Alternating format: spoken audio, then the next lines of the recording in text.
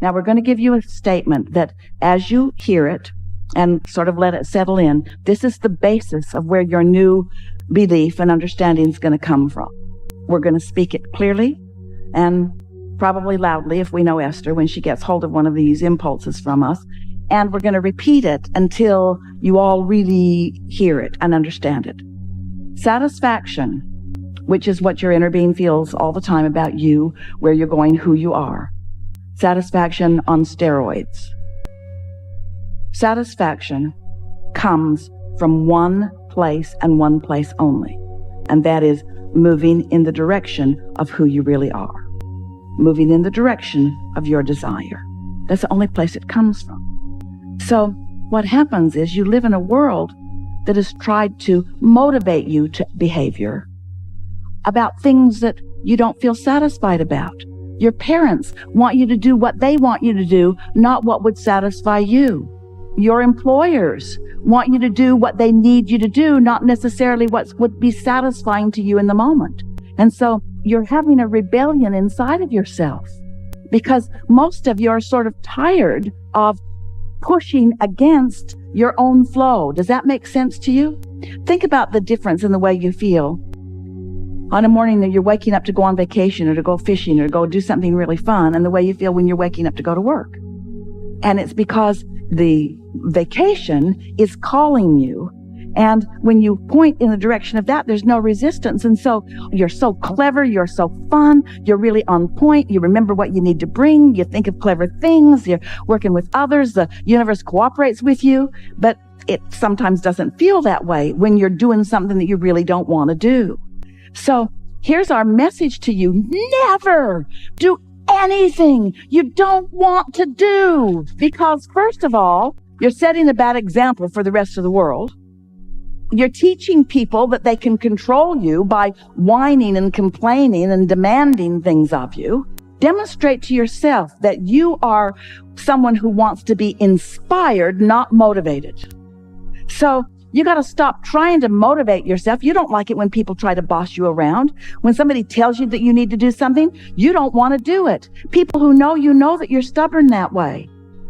And so this is the same thing. You got to understand that about yourself. You can't demand of yourself. You can't motivate yourself. You've got to let yourself be inspired, which means you got to understand these important things.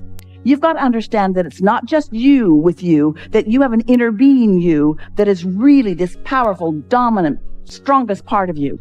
And that inner being knows everything that you've asked for and is focused upon everything that you've asked for in a way that those cooperative components are already being gathered to that. You got to understand that there is a vibrational reality. We want so much for you to accept the realness of this that we named it the vortex, wrote 2 books about it. We want you to understand that this vibrational reality, which is the furthest expansion that you have accomplished vibrationally along with your inner being. It's vivid and it's real. It's not imaginary, although we want you to seek the image of it. It is a real vibration, and it is calling you. And when you move in the direction of it, because you're not doing the opposite, because you're not doing that thing that holds you away from it, maybe because you meditated and so your mind is clear, maybe because you've been making a list of positive aspects so you're in tune with it, maybe because you're just in love with life right now. Doesn't matter what the reason is. But when you have no resistance, you will receive that inspiration that will call you forward, and you'll never again say, how can I make myself do something? As you listen to us, oh, we've got so many great ideas. We're so sure of ourselves. Esther stands here and expresses the clarity of what we have to say. And to most of you, or to most anyone who's looking at this for the first time, this just looks like somebody who really believes what they say and has some pretty good ideas, and it's just another opinion that might work, might not work. We get how there are so many voices in the world that are encouraging you in different ways to do different things. But this we know for sure. If you will accept that you are an extension of source energy, and you will accept that your source energy is aware of you and is calling you, and you will decide that you're going to meditate to allow yourself access to that. And so you do it. Maybe it takes a week or 2 or 3 before you really feel that you've allowed yourself that connection. And then an impulse occurs to you, an impulse. And by that we mean something that just feels good. For Esther, it's like, oh, I think I'll move the furniture around.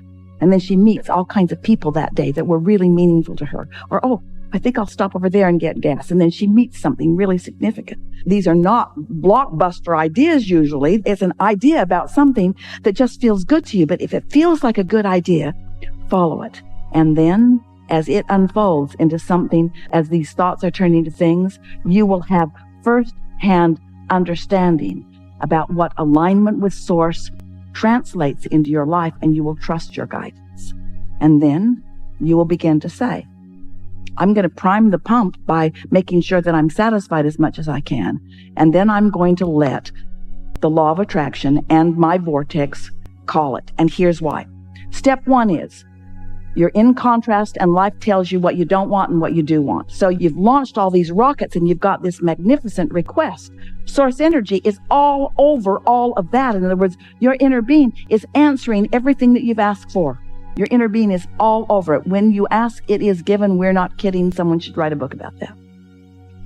So it's done. Step 3 is you meditate and get into the receiving mode. And step 4 is you've just done that so well that you've isolated what satisfaction feels like, and you don't have any question about it.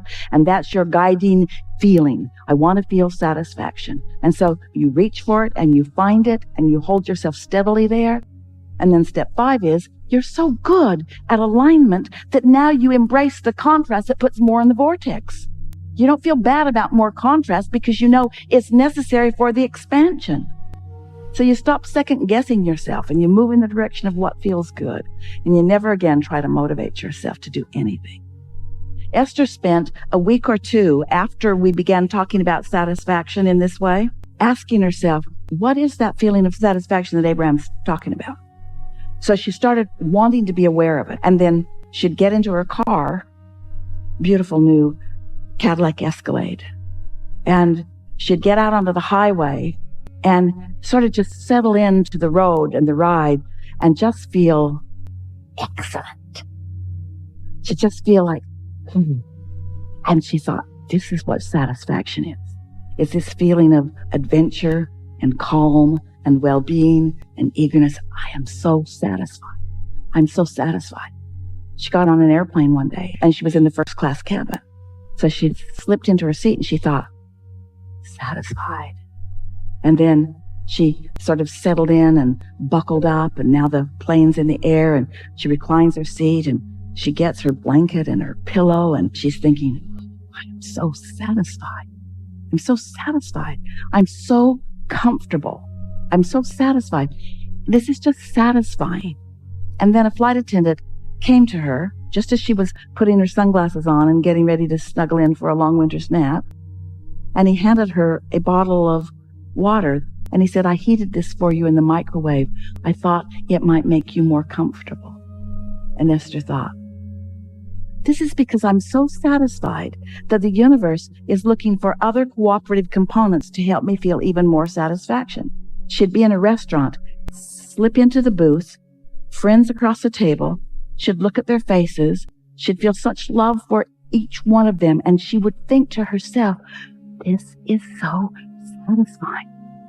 So satisfying. The fragrances in the air and the leather that I'm sitting on and the friends that I've gathered with and the entire atmosphere of my life. It is so satisfying. And there are plenty of times to do that, but until you start doing it, identifying it, isolating it, milking it, finding the vibrational frequency of it, now you know what you're tuning to. You see what we're getting at? So then you're satisfied, satisfied, satisfied, satisfied, satisfied. And when something's off, you feel that it's off and you don't let it get off until you establish such a substantial, chronic pattern of connection to source, to the path of least resistance, that then only cooperative components to who you really are and what you really want can come to you. And then other people look at you and they say, it's not fair. Good stuff comes to you, and mostly only good stuff comes to you, and the rest of us are out here, and you know why.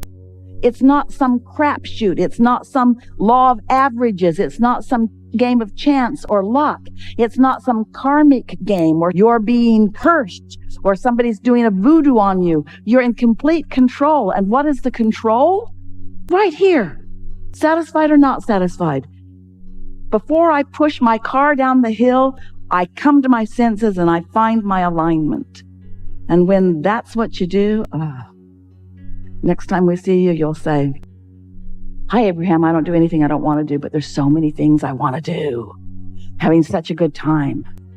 That's what that feeling of love is. That's you and your inner being in complete agreement on the subject at hand.